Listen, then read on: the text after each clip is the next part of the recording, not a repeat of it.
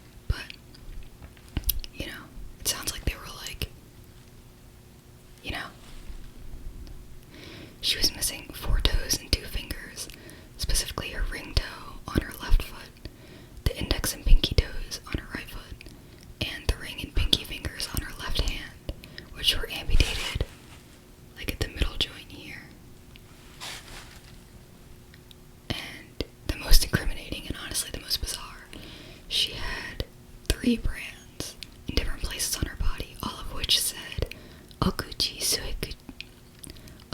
Suekichi's wife. And those were 1 on her back and 2 on her arms in 2 different spots.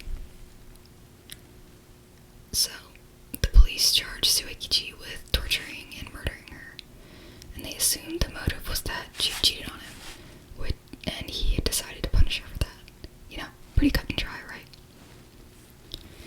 When the press caught wind of this, they were not too nice to him. One paper saying, quote, "Suekichi has always been brutal and jealous, and whenever he recalls Yone's misbehavior, he violently tortured her.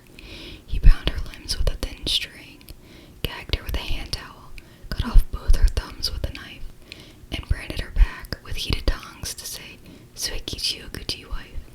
He was so violent that Yone was living in eternal hell until her death." Now just remember, I've made no mention so far of her ever having been tied up. And of course, the fingers that she was missing were the ring and pinky fingers on her left hand, not her thumbs. And those things that the press assumed to be true, obviously, and were not true, weren't the only untrue things, as the police would soon find out about this case, because it was not as cut and dry as it might have originally seemed. So upon further investigating, the coroner realized that Yone had no defensive wounds at all. And in addition to that, the wounds on her groin were too perfectly lined up for them to have been done against her will. You know, perfectly straight lines. 3 of them on each side. So in addition, as if that wasn't enough, the majority of her wounds were old, not fresh, which implied that this had been going on for a long time, and that Yone had never tried to escape, had never tried to report what was happening to her, on what was assumed to be a daily basis, considering how many wounds she had. She'd never gone to a doctor, she'd never even tried to clean the wounds at all, hence the infection that ultimately led to her death. Suekichi himself also had no wounds from Yone fighting back, and contrary to what the newspaper said, there was no evidence at all that Yone had ever been tied up. No marks on her wrists or ankles at all that would indicate that, whether it would be cuts or scarring. So the police questioned Suekichi again. I don't know how long it had been at this point, but he finally talked, saying, quote, "I did it because Yone told me to. When I told her I didn't want to, she threatened to break up with me, and I didn't want to lose her. So I did what she asked and hurt her." And if you're interested, that quote in Japanese is, "Yone ga tsukete kurete iu kara tsuketa mono da.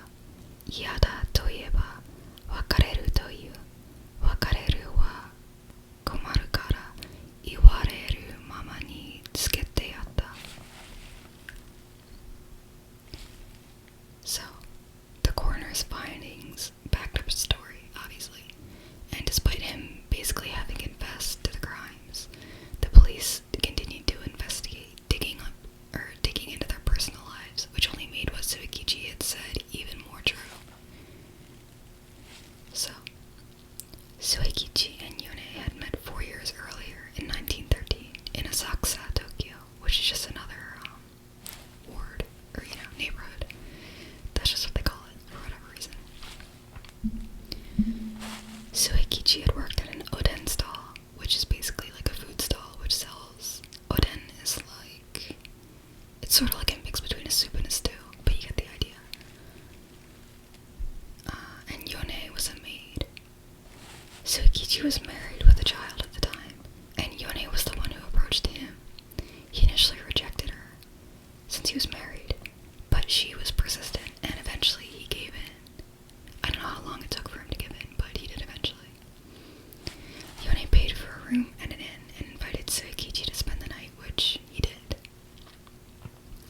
Apparently, Suekichi regretted it initially, but Yone kept insisting he stay with her, and so he did, and they kept sleeping together.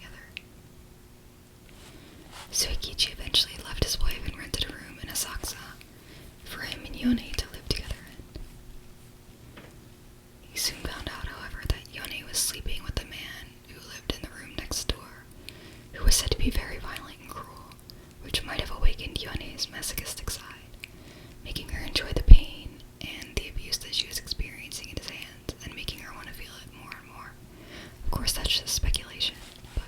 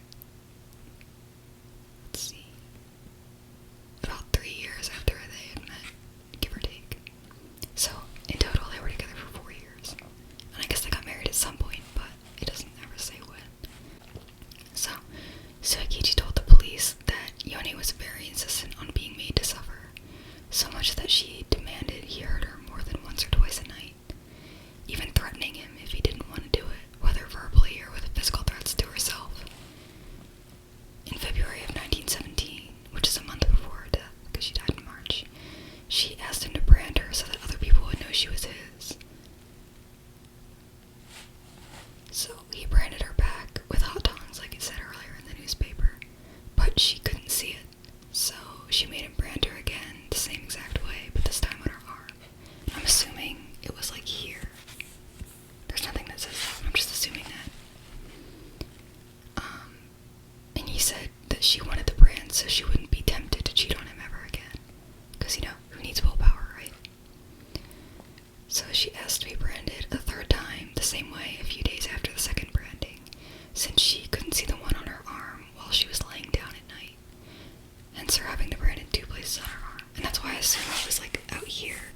Because if you're like laying down in bed, you know, you can't really turn your arm to face yourself. And so I'm assuming that he branded her here on the inside of her arm the second time, so that while she was laying down, she could see it. But there's nothing in the article that says that other than that she was branded on her arm twice. That's just my assumptions. So, Suekichi and Yone, Suekichi said that Yone never cried out from the pain or asked him to stop. At any point, really, which would be backed up by the fact that the wounds were also precise, and that she didn't have any, like, not defensive wounds, but you know, if he was cutting her and she, like, squirmed, obviously it wouldn't be straight. So, on another occasion, she asked him to cut off her right pinky finger, and he told her that she shouldn't do that since she was right-handed, so it would make things harder.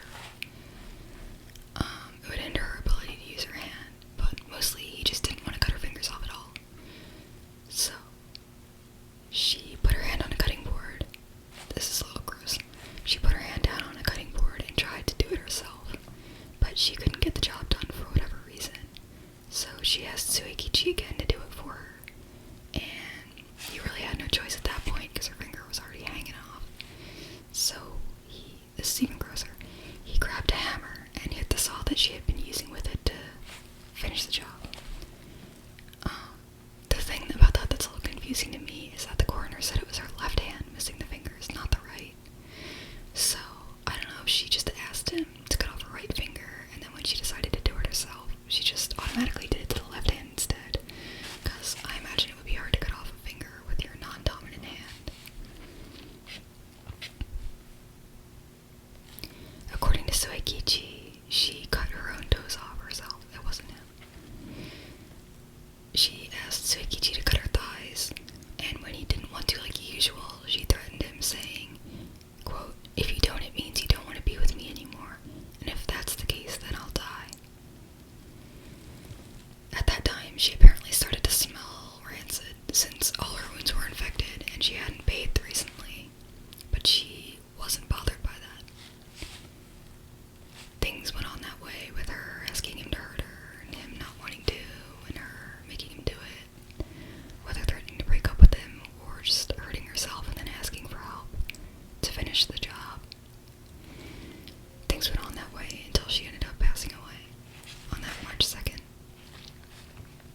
So the police did a psychiatric examination on Suekichi because they wondered, as you probably are and as I did, why did he go along with any of this, especially if he always said that he didn't want to. Like, physically hurting someone isn't really something that's easy to do if you don't want to do it, you know? And the police, upon that psychiatric examination, found that he was, quote, thick-headed and lacked good judgment, whatever that means, which is why he did what Yone wanted despite not wanting to and disagreeing with it. So, the police and the public were both just baffled by the story, as one might imagine, but everything he said was consistent with the autopsy's findings, so it had to be true. Especially if he was so thick-headed, it would be kind of hard for him to come up with that good a story. Like a story that was so consistent, you know? So, despite believing him, and knowing that Yone had demanded and consented to the wounds, and even forced Suekichi to do it most of the time, Suekichi was still the one who'd actually injured her. So, he was charged with manslaughter by the police and the prosecution, and he would have received 10 years of jail time.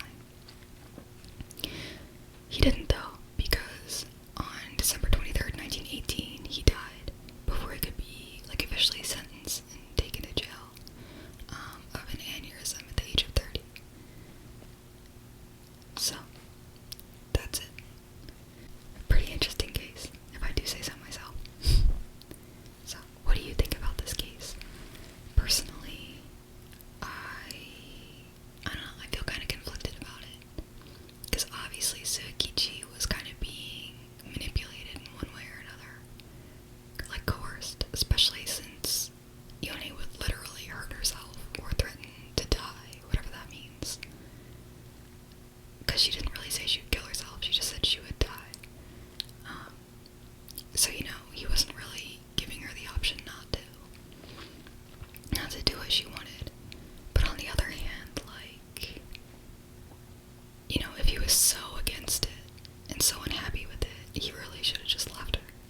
I guess it's not always that simple, but he just really didn't want her to break up with him.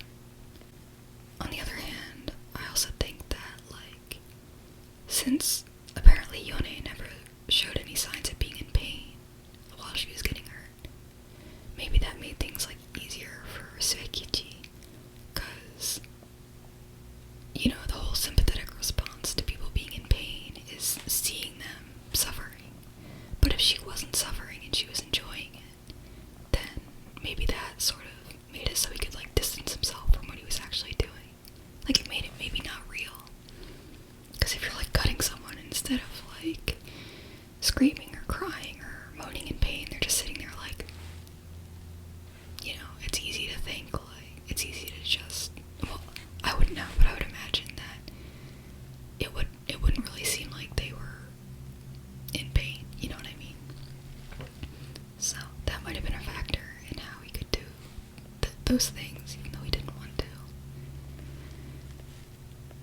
I can't help but wonder how this case would be handled now.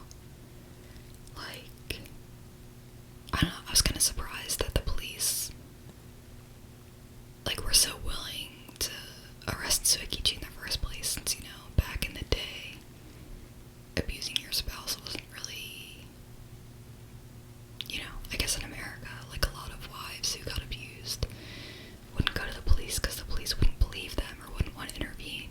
But the police were just, like, right there for this case. And of course, this isn't in America, but I have to imagine that in Japan it might not have been, like, it might have been less progressive than America at that time. But I don't know. I mean, obviously the police immediately thought that he was abusing her and kept him in jail and prosecuted him for it, so kudos to them, I guess. But yeah, if this case happened now, I don't know, I wonder if Suekichi would be, like, acquitted now. Like, if he would just...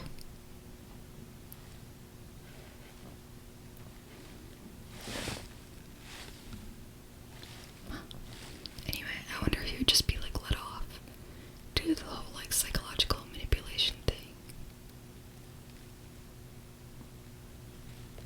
Or maybe he'd just get charged with, like, reckless endangerment, or, like, maybe manslaughter, like they ended up charging him with.